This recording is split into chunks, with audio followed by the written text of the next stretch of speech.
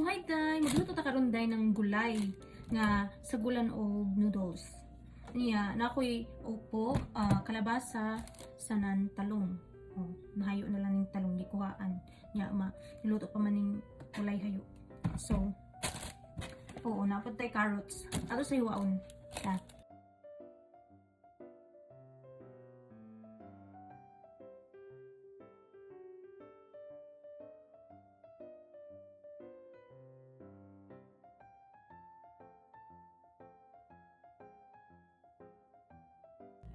So mga day, kumpleto na itong mga gulay na pinahiwa. So ato ng hugasan.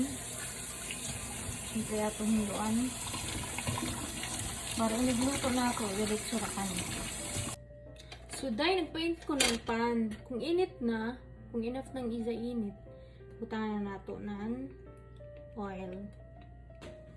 Natay aus mga day, kana onion. Brown na sila day. Gulay ato na hon day kay ang noodles dali ra mo dito maluto day. Kumalata ra siya. Kabanat day. Tanat tubig day. Lamay ra ng tubig sa day. Sakto ra sad. Tapos day butangan natin ginisa mix. Nor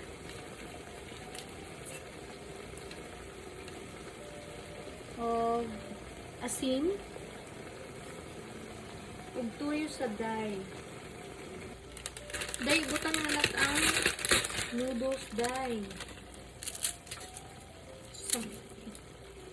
So day, since luto-luto naman ang atong gulay, butang